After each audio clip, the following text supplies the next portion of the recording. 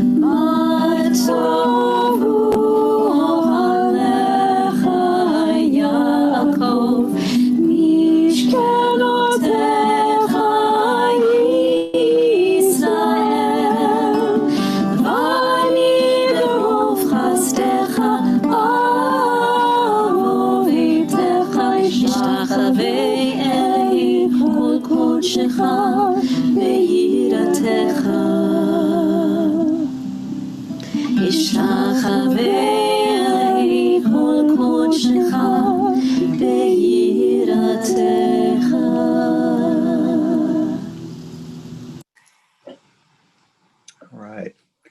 The words to that that prayer, that's the morning prayer, Matovu. How good are your tents, O Jacob, your sanctuaries, Israel. That is traditional that we sing when we enter a synagogue. And it comes from the piece of the Torah. It's actually the blessing from a wizard named Bil'am that was meant to curse Israel. And he came, and really the idea of cursing in ancient times, and Bil'am in particular, was not that he had so much magical powers, but that he could actually focus on what was the negative. And he could amplify what was the negative so that it became so strong that it took over. And that's what was considered a curse. And so that's something that we also work with in our own lives. There's sometimes a tendency to focus on the negative, and we can get consumed with it. But what happens is Bil'am the wizard's about to do that curse, and then all of a sudden, this blessing, Matovu, how good are your tents? And what the commentator Rashi says is that Bil'am actually looked at all of the tents laid out. He was on top of a mountain. He looked below in a valley. And he saw that the way that Israel had structured their tents was so that nobody could see inside the doorway or the window of another, that they had done it in a way that they could all dwell together and be together, but there was such a respect for each other's privacy, for boundaries. And I think that this becomes a little bit of a template for a holy community. How do we be able to honor and respect each other's differences, whether we identify as Reform or conservative, or or liberal or conservative, or whether we are young or old or really into religion or not so into religion, whatever it is, we're here together as a community, and that's part of the blessing of us. And so part of what we're looking at tonight as we reflect on the current year that we've experienced and begin to look to the next one is, how do we create more blessing here at Temple Bethel?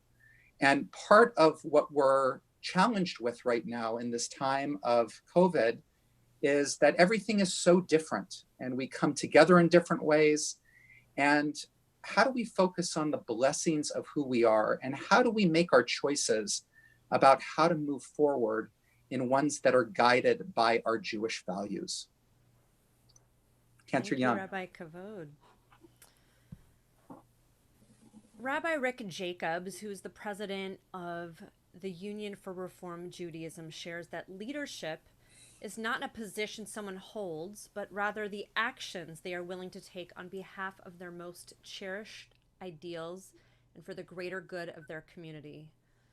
Since the onset of the COVID-19 pandemic, we have been in deep conversations with other religious institutions, both locally and around the country, to reflect on best practices for how we can engage in sacred community in ways that are both meaningful and that uphold the values that we hold so dear.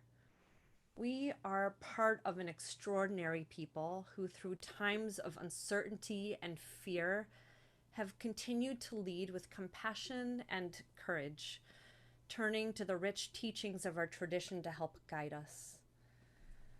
The first value that we are focusing on tonight is sakanat nefashot, endangering life, and pikuach nefesh, saving a soul.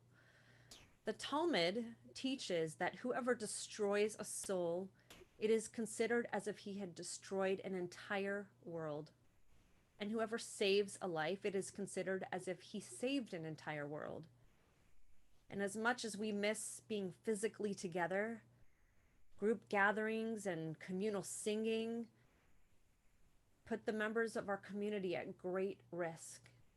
And we are working to ensure that the members of our community, the staff, the clergy, are not put in positions where anyone is endangering their own life or the life of somebody else due to a pressure to come back to life as we knew it pre-COVID. And honoring the needs of those who participate in our communities when we have individual circumstances that require or need to reduce risk to themselves or those with whom they live. Not being in person doesn't mean that we are less present for one another. We have been very creative about how we can come together. And with our ECC meeting physically at camp at the synagogue, there have been precautions put into place. Anyone who enters our building goes through a health screening. People need to wear masks. There are sanitary stations set up throughout the synagogue so that we can really be responsible for creating a safe space together. There's also, as a Jewish people, we've been through so many different extraordinary moments, times where we could not do business as usual. And there's a principle in Jewish law that is applied for times. It's called sha'at hadachat, which means an extraordinary moment. And we've always made adjustment to things in times of emergency and crisis. And right now we need to come to terms with the fact that this crisis may last for well over a year, and that we're going to need to continually change our expectations and operations. And we'll need continued flexibility in our Jewish practice, informed by our own authentic modes of interpreting our tradition. One of the things that's interesting right now is that one of the big changes in Jewish life, really kind of the beginning of Judaism that we know it, happened when the temple in the first century was destroyed. Up until that time, the temple had been the focus of worship, people going to the temple in Jerusalem. But luckily, a group of rabbis called the Pharisees had started these home-based practices, things that we know now as making kiddush and hamotzi at our tables. And because they did these home-based practices, when the temple was destroyed, they were able to continue Jewish life. So that's another thing as we move forward in this extraordinary moment. We're now at a place where so much of us look to the physical space of our synagogue for our Jewish lives. And at least for the time being, how can we as your clergy also help be guides in helping connect through our tradition at your home?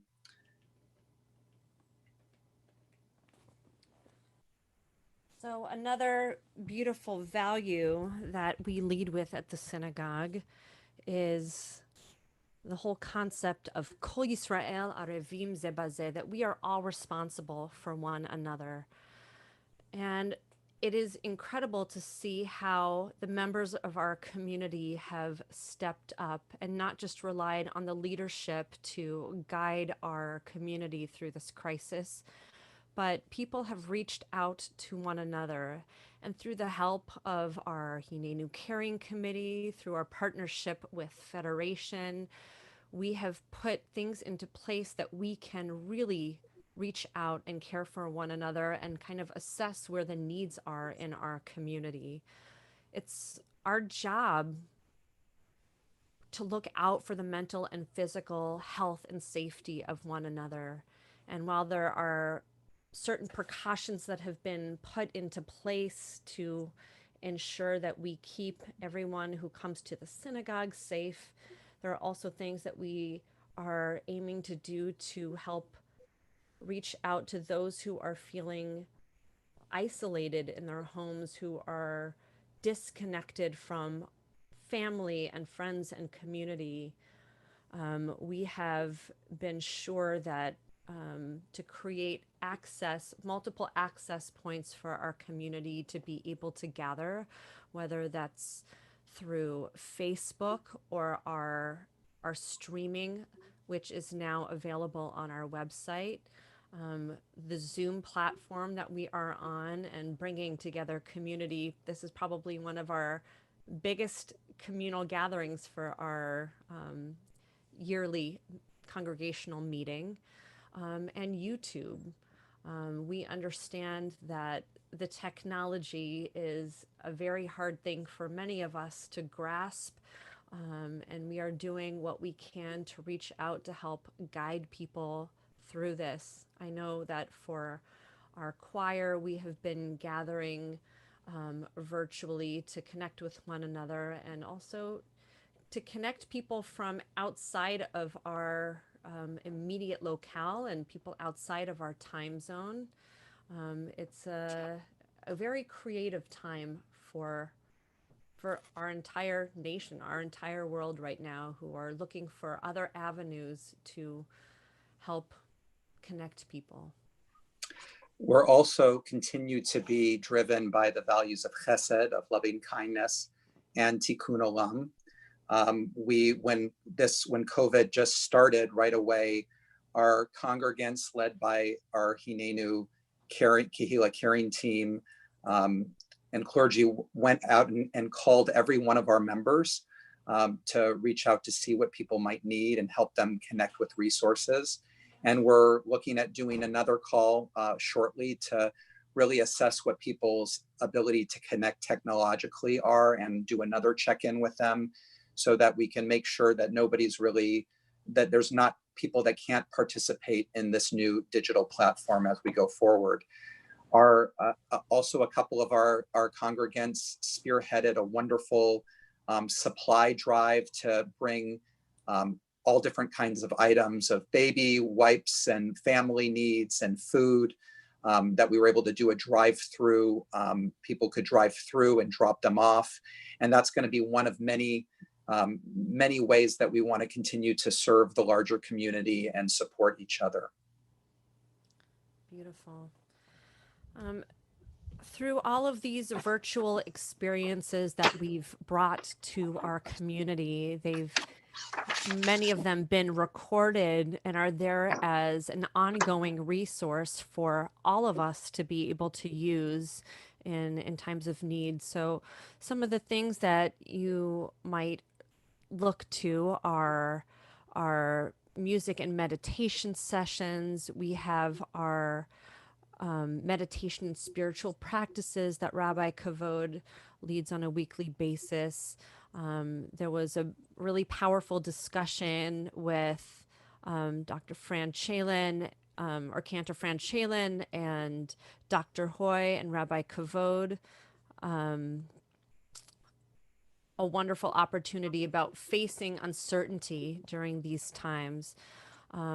Really important that we realize that we're in this for the long haul. This is not a sprint, it's a marathon. And so to be able to access resources for our own mental health and to be able to actively reach out to other members of our community, to remember that we are all in this together and we can help strengthen one another.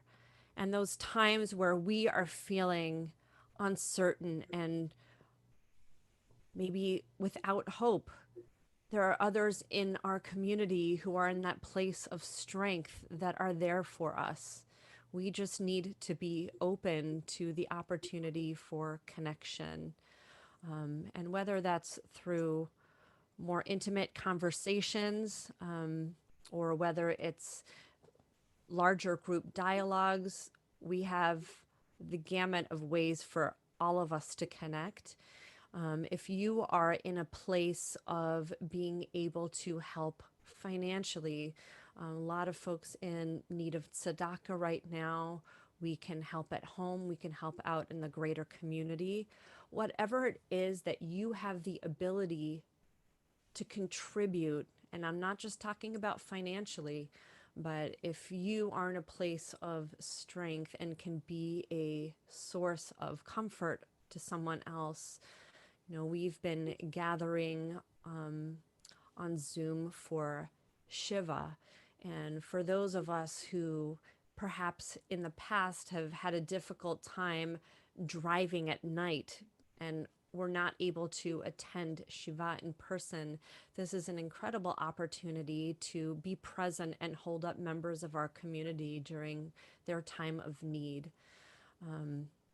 The last piece that we want to share with you is has to do with kahila, with supporting relationships. That's going to continue to be our main focus, one of our main focuses going forward. And a lot of us have benefited in tremendous amounts from our small group initiative, from being able to gather in small groups and discuss things, meanings that have consequence. And some of those small groups have even formed into chavarot of sorts.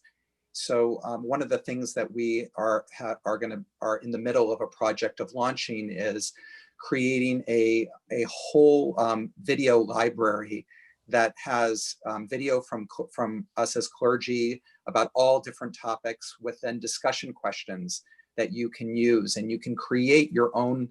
You can attend, and you'll be able to create your own small groups online virtually using some of these mediums to be able to stay connected. So right now our job, I think, as a community is how we turn curse into blessing. How do we notice the silver linings, take advantage of the opportunities we have, and notice really the desire in all of us to connect and share goodness. And there's so many things coming up that we're going to be able to do that with. We often find that it's in our darkest moments that the light can come through. And this time of crisis has really brought about this creative renaissance for the Jewish people and for people all over the planet, finding creative avenues for connection, finding opportunities to collaborate beyond the walls of your own home, beyond the walls of the synagogue. And I would say some of the silver linings that we've been experiencing during this challenging time are how communities are coming together to create these spiritual experiences. In Orange County, just recently, a group of clergy recorded Debbie Friedman's Misha Berach, Prayer for Healing, and came together in a virtual choir that has now been released for the community to use, which is such a wonderful way that people have, again, I think, turned curse into blessing. So appreciative of the sacred space that we have been able to create on Friday night, gathering as a community at 6 p.m. with Rabbi Kavod leading us in meaningful discussions in this living Torah space, where we talk about things as a larger group, but we also have the opportunity to work in smaller groups in our breakout sessions, which is a nice way that we get to hear from everybody. And members of the clergy from Orange County have also partnered for some of our holidays, for Pesach, for Shavuot, to come together for larger communal offerings. And this is an opportunity for us to hear from people that we wouldn't normally hear from, because we are knocking down some barriers and giving each other the opportunity to learn from the scholars in our own community. We are not tethered to a geographic location anymore. And because we're meeting in a virtual space, people are able to participate in a way that they maybe hadn't before. People who have been on the periphery are able to join in. This kind of levels the playing field. And I know that for some, it again is a steep learning curve with some of the technology, but some of these intimate discussions that I've had with congregants, just spending time with them, helping them figure out how to use Zoom or how to become acclimated with some of these online platforms that really open doors for them that weren't open before. And part of the reform movement, and I imagine this is also true, I know it is for the conservative movement as well, resources are being created, and we have access in a way that we haven't before. The CCAR, which is the rabbinic union for our reform rabbis, they have created visual tefillah for Mishkan HaNefesh. That's our High Holy Day Machzor. And for this year, during this time of crisis, they have made it free for congregations to use who are already using Mishkan HaNefesh. And the ACC, the American Conference of Cantors, is creating recordings for congregations to use for High Holy Days. We are thinking outside the box. We are being creative, and it's an opportunity for us to find those silver linings. Okay, thank you, everybody.